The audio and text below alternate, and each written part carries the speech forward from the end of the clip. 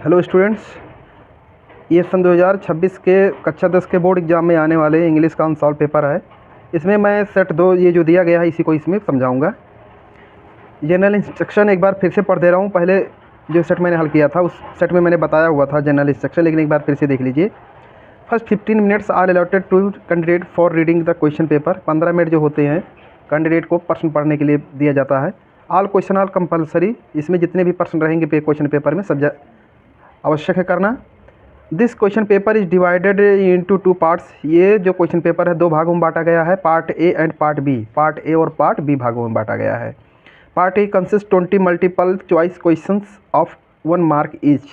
इसमें 20 जो है बहुविकल्पीय प्रश्न दिए गए हैं, सबको जो सभी प्रश्न जो है 1-1 नंबर के हैं। That have to be answered on OMR sheet, जिसका जवाब OMR सीट पर ही देना होगा आपको। 5वें इंस्ट्रक्शन में दिया गया for part A read the question wise instruction and mark your answer on the given OMR seat only. कह रहा कि जो पार्ट ए दिया गया है क्वेश्चन को उसके निर्देशानुसार पढ़िए और अपना जवाब जो है केवल OMR सीट पर ही दीजिए। डू नॉट इरेज, मतलब आप खुरचे नहीं, उसके बाद कट ना करें। यूज़ वाइटनर का प्रयोग मत करें। और on OMR seat after answering, जवाब देने के बाद OMR सीट पर किसी प्रकार का ऐसा कुछ काम नहीं करेंगे। 5वें में देखिए, 6वें में क्या दिया है, marks of questions are mentioned against them. उनके सामने जितने अंक का जो भी प्रश्न जो किसी में दिया गया है सबके आगे मेंशन किया गया, वर्णन किया गया है। मेंशन मीन्स होता है वर्णन करना। पार्ट बी में देखो क्या है, पार्ट बी में consist of descriptive type questions of 15 marks. इसमें डिस्क्रिप्टिव मतलब वर्णनात्मक, वर्णन करना, आपको लिखने वाला प्रश्न इसमें दिया गया है। इसमें बहुविकल्पीय नहीं रहेगा पार्ट बी में। All the questions of part B are to be attempted. और जो पार्ट बी में जितने भी प्रश्न दिए गए हैं सबको आपको करना है। लेकिन इस वीडियो में मैं आपको आज जितने भी 20 क्वेश्चन दिए गए हैं बहुविकल्पीय उतना समझाऊंगा। बहुत ही इंपॉर्टेंट क्वेश्चन रहेंगे इसमें, पूरे वीडियो में आप देखेंगे तो एग्जाम में आने वाले क्वेश्चन आपको मिल सकते हैं। इसलिए पूरा वीडियो जरूर देखेंगे और चैनल को सब्सक्राइब नहीं किए हैं तो चैनल को जरूर सब्सक्राइब कर लेंगे। देखिए, कह रहा read the following passage carefully and choose the correct option to answer the question that follow. कह रहा इस गद्य को पढ़िए और नीचे दिए गए जो प्रश्न दिए गए उनका जवाब आपको देना बहुविकल्पीय है। And old man was distressed, एक जो बूढ़ा आदमी था डिस्ट्रेस था मतलब दुखी था। बिकॉज क्योंकि हिज सन ऑलवेज क्वारल्ड, क्योंकि उसके बेटे जो है हमेशा लड़ते थे झगड़ते थे विथ वन अनदर, एक दूसरे से। ऑन वन अनदर मीन्स क्या था, एक दूसरे से। वन डे, एक दिन ही कॉल्ड देम, एक दिन वह उन्हें बुलाया। One day he called to them, वह उन्हें बुलाया टू हिम अपने पास। एंड शोड देम, उन्हें दिखाया। द बंडल ऑफ स्टिक, एक बंडल जो है लकड़ी का, स्टिक का, छड़ी का, टाई टुगेदर, एक साथ बंधा हुआ। ही आस्क्ड, उसने पूछा, इफ़ एनीवन देम, क्या उनमें से कोई was strong enough to break them, उनको तोड़ पाएगा, इतना मजबूत है कि तोड़ देगा। फर्स्ट वन, सबसे पहले एक जो था, एंड देन अनदर ट्राइड, फिर उसके बाद दूसरा भी आजमाया। बट लेकिन दे ऑल फेल्ड, लेकिन वे सभी असफल रहे। ही देन अनटाइड द बंडल, फिर वह बंडल को यानी उस लकड़ी के गट्ठर को खोल दिया। एंड टोल्ड देम, और उनसे कहा, टू ब्रेक ईच स्टिक, उन छड़ी को यानी लकड़ी को तोड़ने के लिए सेपरेटली, अलग अलग।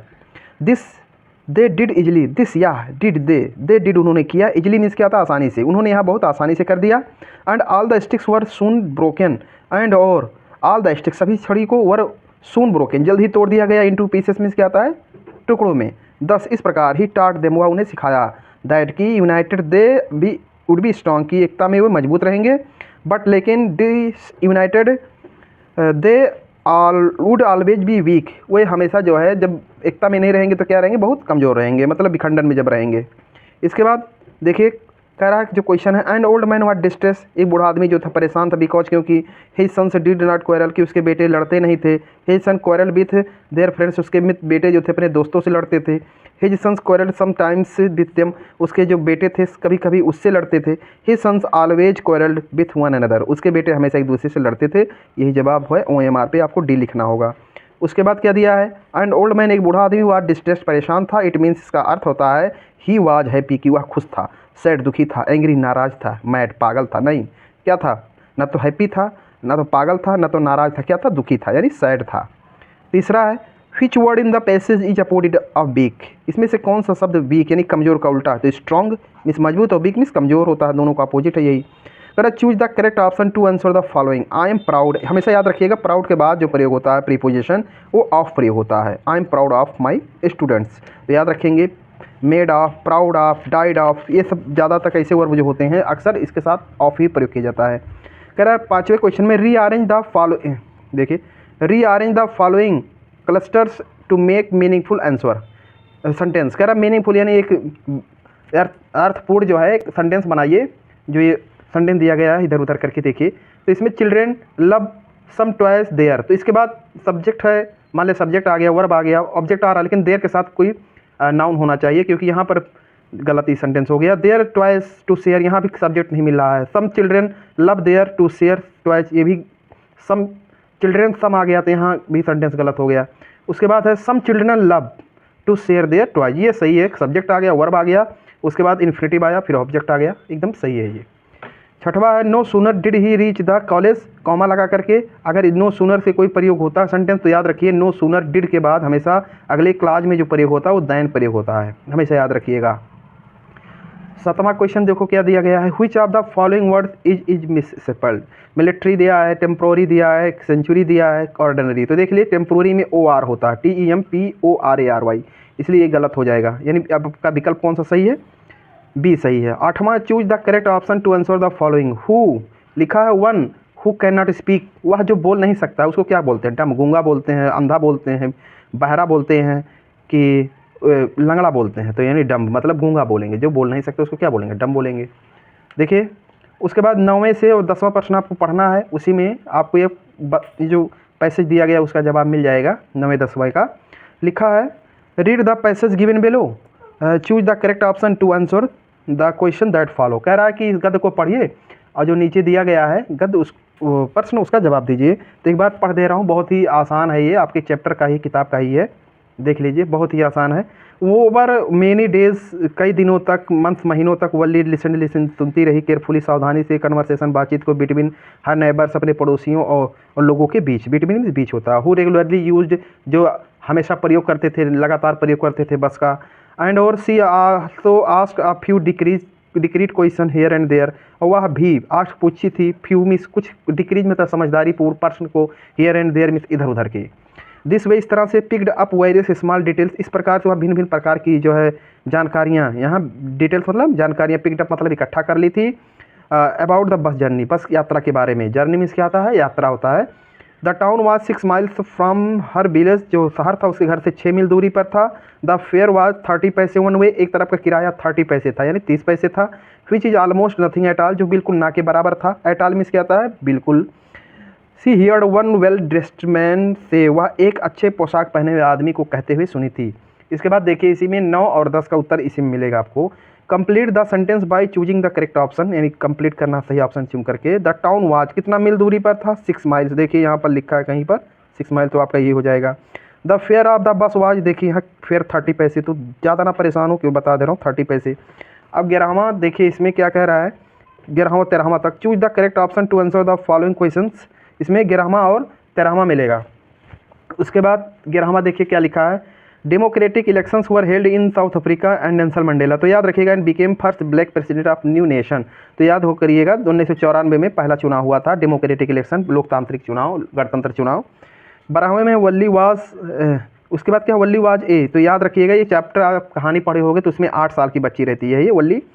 उसके बाद 13वां है the poem was about her mother duck and father swan, यहाँ क्या भरेंगे, ए फादर स्वान रहेगा। आप इस लेसन को हिंदी जरूर पढ़ लें, हर लेसन की जो है कम से कम कहानी तो याद ही कर लें, क्योंकि उसमें कहानी याद रहेगा तभी बहुविकल्पी आपको मिलेगा, हेल्प बहुत ज़्यादा है, तब नहीं तो दिक्कत में फंस सकते हैं आप। 14वां देखिए सम पीपुल से, कुछ लोग कहते हैं नहीं अब आ गया इधर 14वां से 15वां वाले में क्या है, read the question, read the given extract and choose the correct option to answer the following question. कह रहा है इसको पढ़ लीजिए, जो दिया गया है एक्सट्रैक्ट, एक किसी पद का एक्सट्रैक्ट में अंश पढ़िए, यानी जो पोएम दिया गया है पोएम का एक कोई अंश है, एक्सट्रैक्ट है, इसको पढ़िए और नीचे दिए गए प्रश्न का जवाब दीजिए, यानी 14 और 15 का। लिखा some people say world will in fire, some people say in ice, from what I have tasted of desire I hold with those who favour fire, बहुत ही आसान है, इसमें मिल जाएगा, कोई ज़्यादा पढ़ने। देखिए लिखा क्या है, some people say that world will end in, तो देखिए इंड इन कहाँ लिखा, फायर, तो आप फायर लगा दीजिए, ज़्यादा कुछ ढूंढना है ही नहीं। 15वां है what do you mean by hold here, यहाँ होल्ड का अर्थ क्या होगा, तो आई होल्ड, होल्ड मतलब क्या हो गया, समर्थन करना, साथ में रहना, तो यहाँ सपोर्ट दिया गया है, आप लगा दीजिएगा। इसके बाद 16वां और 20वां देख लीजिए क्या कह रहा है, कह रहा है choose the correct option to answer the following questions. कह रहा है कि when the thief awoke next morning he found, तो वह क्या पाया जब चोर जब चोरी करके भागा था तो दूसरी सुबह जब जगा तो वहाँ पाया था कि चाय बना चुका था। अनिल मेड हाइट टी, चाय बना चुका था। 17वां एट हार्वर्ड मेडिकल यूनिवर्सिटी एब्राइड बिगेन एक्सपेरिमेंट्स, प्रयोग शुरू कर दिया था करना, बिकॉज ही वांटेड, वाच क्या चाहता था, टू टेस्ट हिज थ्योरी, अपने सिद्धांत का परीक्षण करना चाहता था। ये कहानी आप पढ़ेंगे तभी मालूम होगा आपको, इसलिए कहानी बहुत ज़रूरी है, पढ़ लीजिए। भोलीज फादर रामलाल हैड, भोली के पिता रामलाल के पास थे, क्या थे, 3 सन्स एंड 4 डाटर, यानी 3 बेटे थे और 4 लड़कियां थीं। 19वां देखिए क्या लिखा है, ट्रिकी एक्चुअल प्रॉब्लम वाज, क्या था, मॉल न्यूट्रिशन, यानी कुपोषण था। इसके बाद आखिरी क्वेश्चन है, in the story necklace was lost was, कह रहा है कहानी में नेकलेस जो खो गया था किसका था, याद रखिएगा हमेशा आर्टिफिशियल डायमंड का था। बहुत ही इंपॉर्टेंट है, मोस्ट इंपॉर्टेंट चैप्टर का जो है इस पूरे वीडियो में, बहुत इंपॉर्टेंट, इसको याद कर लीजिएगा। 20वां। Thank you. और इस चैनल को सब्सक्राइब नहीं किए हैं ज़रूर करें और वीडियो को ज़रूर अपने दोस्तों के पास शेयर कर दें, ताकि आने वाले जो भी इसमें रहेंगे क्वेश्चन, मैं सबका वीडियो बनाता रहूँगा अगर आप देखेंगे पूरा तो।